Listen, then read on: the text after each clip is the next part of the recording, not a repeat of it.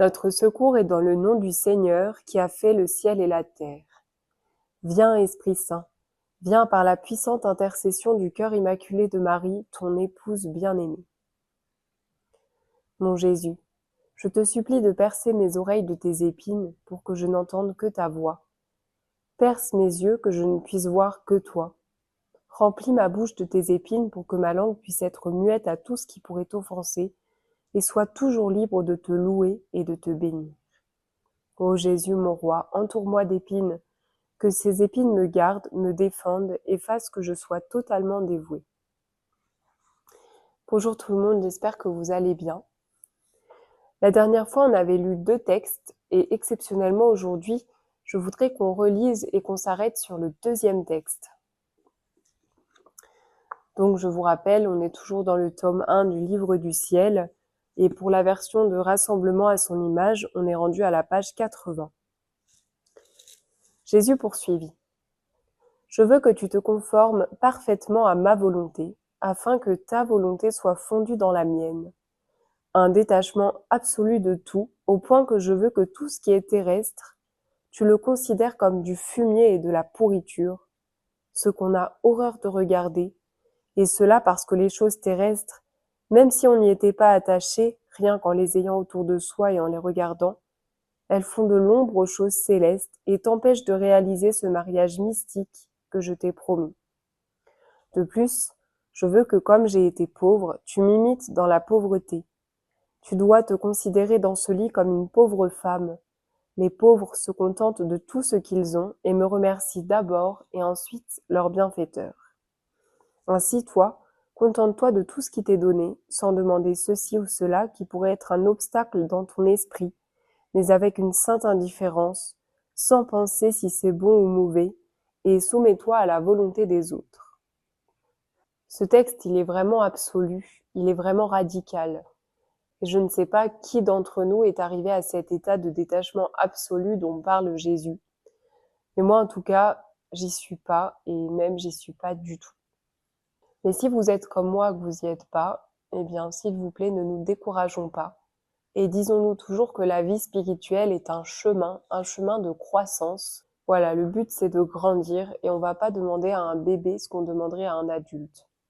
Donc nous qui sommes des bébés, des petits-enfants, eh bien, courons avec humilité et surtout confiance dans les bras de Jésus. Lui voit notre incapacité, il voit où on est rendu, mais il va nous aider. Et déjà, je pense que c'est une bonne chose de se voir en vérité que oui, on n'en est pas là. Je pense que ce qui déplaît le plus au Seigneur, c'est notre volonté propre quand elle est rebelle à lui.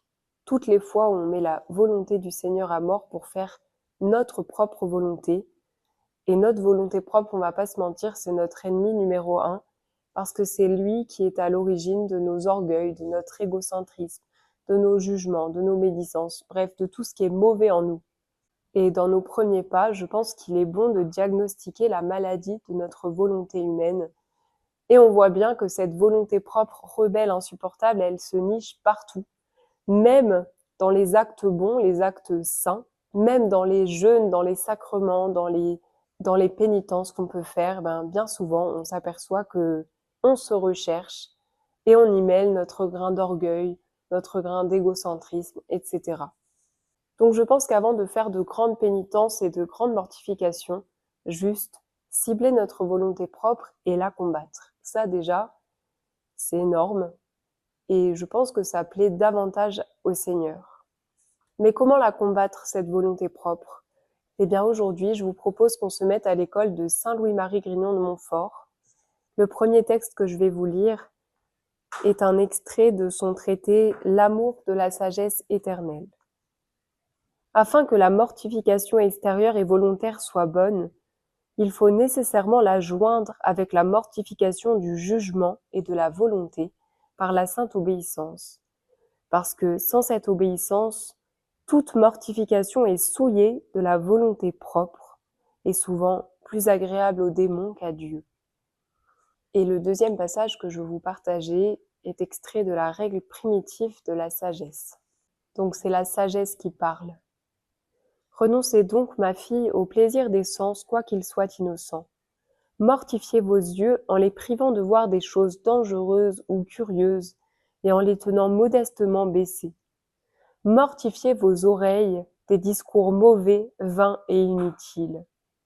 Mortifiez votre langue en parlant peu, ne parlant que de moi, la sagesse, ou des choses qui me regardent, et gardant un silence continuel, si vous pouvez, sur ce que vous avez fait de bien, sur les défauts de votre prochain et sur vos belles qualités.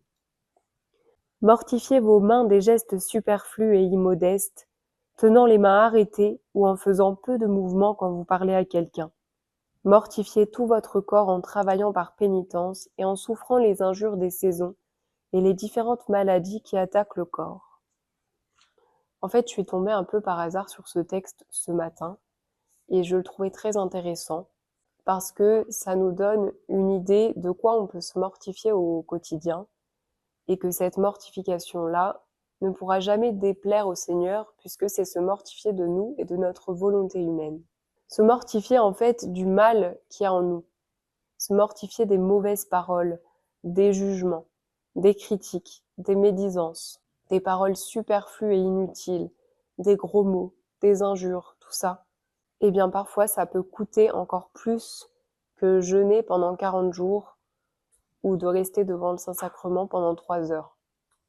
Et dans les heures de la Passion de Jésus, qu'il a donné à Louisa, souvent on va voir chaque partie du corps de Jésus et en union avec lui, on répare pour tout le mal qui est commis, que nous commettons par cette partie du corps. Je vous prends un petit exemple. Mon Jésus, j'embrasse ta tête couronnée d'épines. Je te demande pardon pour toutes mes pensées d'orgueil, d'ambition, d'amour-propre. Jésus, j'embrasse tes oreilles très sacrées, assourdies jusqu'au dernier moment par des insultes et d'horribles blasphèmes. Pardon pour toutes les fois où j'ai écouté ou que j'ai fait écouter des conversations qui nous éloignent de toi, et pour les innombrables mauvaises conversations des créatures. Mon Jésus, j'embrasse ta très sainte face, pâle, meurtrie et couverte de sang. Pardon pour tous les outrages, les railleries et les insultes que tu reçois, pour toutes les fois où les viles créatures piétinent ta sainte face en t'affligeant par leurs péchés. Mon Jésus, j'embrasse ta bouche très sacrée. Tu as déjà poussé ton dernier soupir et en m'approchant, je vois ta bouche toute desséchée et amère. Pardon pour toutes les fois où je t'ai offensé par mes conversations coupables, chaque fois que je t'ai fait de la peine et que j'ai augmenté ta soif. Jésus, j'embrasse ton cou très saint. Pardon pour les liens et les attachements de tant d'âmes qui formaient des cordes et des chaînes pour ton cou très sacré. Jésus, j'embrasse tes saintes épaules. Pardon, Jésus, pour les innombrables satisfactions illicites et les incalculables péchés commis avec nos 5 sens. Jésus, j'embrasse ta très sainte poitrine. L'amour qui te consume est si fort que tel un fer rougit au feu, il brûle tous ceux qui te touchent, ô Jésus. Jésus, pardon pour toute la froideur, l'indifférence, l'apathie et l'horrible ingratitude que tu reçois des créatures. Mon Jésus, j'embrasse tes mains très sacrées. Elles renferment toutes tes actions et avec tes très saintes œuvres et les très amères souffrances que tu as endurées, tu répares pour les nôtres. Pardon pour toutes les œuvres mauvaises et indifférentes, pour le nombre incalculable d'actions rendues mauvaises par l'amour-propre ou l'admiration personnelle. Mon Jésus, j'embrasse tes très saints pieds. Pardon pour les innombrables pas et tous les chemins suivis sans une intention droite. Pardon pour les nombreuses âmes qui t'abandonnent à la recherche de plaisirs terrestres. Mon Jésus, j'embrasse ton cœur très sacré, je m'enferme en lui. Voilà pourquoi j'aime personnellement beaucoup prier ces heures de la Passion au quotidien, parce que ça permet de réparer pour tous ces péchés qu'on a. Parfois, on s'en rend même pas compte. Mais voilà, déjà, je pense que c'est un bon début de jeûner de toutes ces mauvaises choses qu'on a en nous. Parce que finalement, c'est ça qui a tué Jésus sur la croix. Et qu'en renonçant au mal qui est en nous et en y mettant le bien, bien on tue notre volonté propre et on prend celle de Jésus, on la fait nôtre et on fait grandir la vie divine en nous. Je vais continuer la lecture aujourd'hui. Je vais lire encore 2 textes que je ne vais pas forcément commenter parce que c'est un peu tout ce qu'on a dit depuis qu'on travaille le livre du ciel. Mais comme ça va permettre quand même d'avancer. Cela me coûtait beaucoup au début, surtout à cause des consignes, ce devoir d'obéissance que le confesseur me donnait. Je ne sais pas comment, mais il voulait que je prenne de la quinine et il m'avait ordonné de retourner prendre de la nourriture autant de fois que j'en aurais renversé ou vomi. Or, la quinine m'ouvrait l'appétit et parfois je ressentais bien la faim.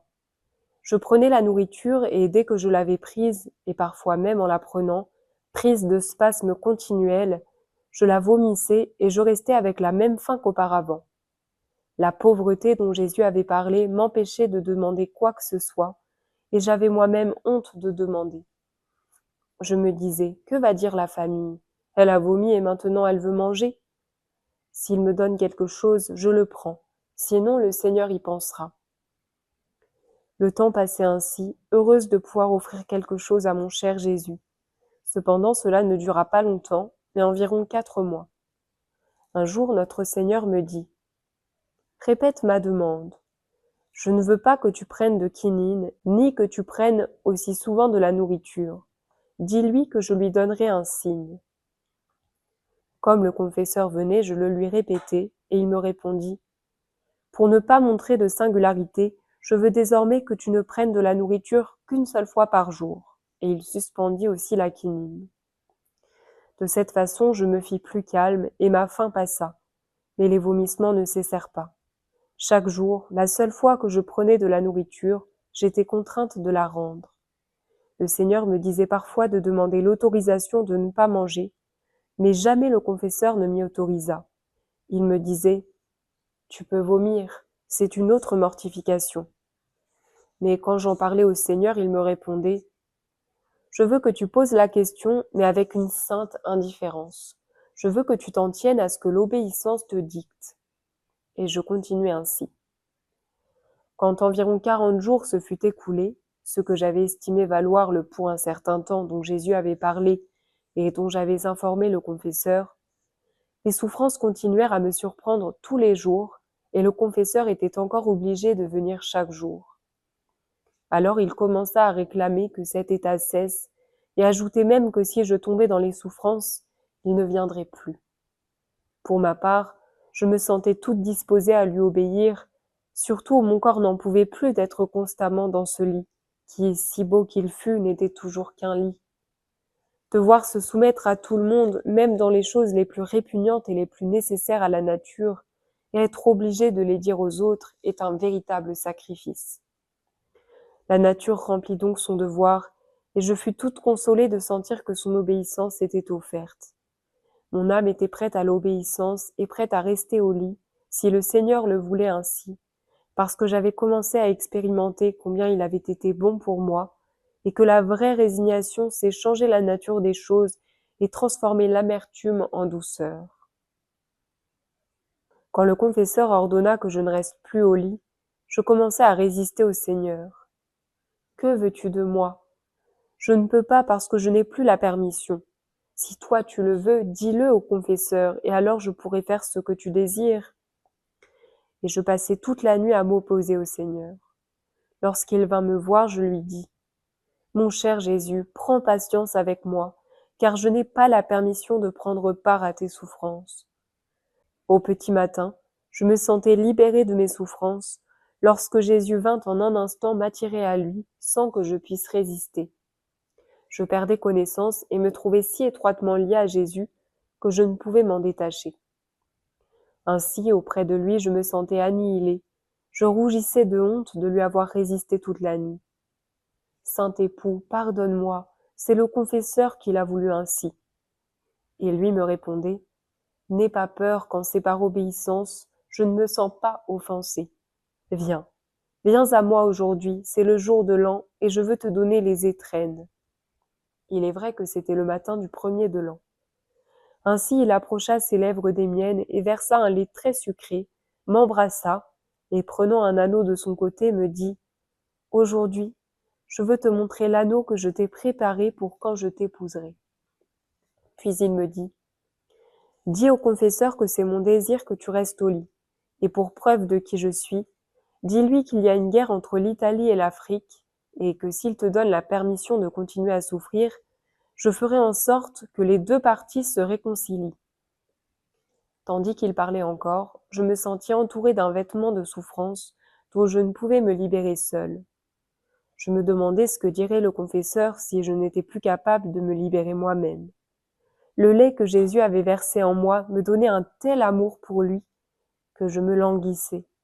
Je ressentais tant de douceur et de satiété que lorsque le confesseur m'eut libérée et que ma famille m'eut apporté un repas, je me sentais pleine et incapable d'avaler une bouchée.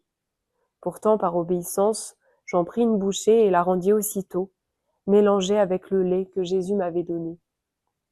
Jésus, plaisantant presque, me dit « Ce que je te donne ne te suffit pas? Tu ne t'en contentes encore pas ?» Je rougis de la tête aux pieds. Que veux-tu? C'est l'obéissance. Quand le confesseur vint, il commença à s'inquiéter et à m'accuser d'être désobéissante ou bien malade, que si ça avait été une chose de Dieu, alors il m'aurait forcée à obéir, et par conséquent, que je ne devais plus appeler le confesseur, mais plutôt les médecins. Quand il eut fini, je lui rapportai tout ce que le Seigneur avait dit. Alors il accorda qu'il y avait une guerre entre l'Afrique et l'Italie. Nous verrons bien si Dieu n'y fait rien, et il se convainquit que je devais continuer à souffrir. Après environ 4 mois, le confesseur vint me rapporter que dans cette guerre entre l'Afrique et l'Italie, sans aucun dommage de part et d'autre, les deux parties s'étaient réconciliées. Le confesseur en fut conforté et me laissa tranquille. Je rajoute juste une petite chose. Déjà, on voit à quel point Jésus va toujours plus loin dans le dépouillement qu'il demande à Louisa, et voir que Louisa ne vit pas ce dépouillement toute seule, mais elle le vit avec son confesseur. Et comme nous le disait Saint Louis-Marie tout à l'heure, quand il y a l'obéissance derrière nos mortifications, on peut être sûr que notre volonté propre est chassée. Je relis le petit texte. Afin que la mortification extérieure et volontaire soit bonne, il faut nécessairement la joindre avec la mortification du jugement et de la volonté par la sainte obéissance, parce que sans cette obéissance, toute mortification est souillée de la volonté propre et souvent plus agréable au démon qu'à Dieu. Sur ce, je vous remercie d'avoir regardé cette vidéo et je vous dis à dimanche 18h pour continuer notre lecture. Soyez bénis. Viens, je veux t'emmener avec moi. Ouvre ton cœur, écoute ma voix. Tu verras de bien plus grands exploits.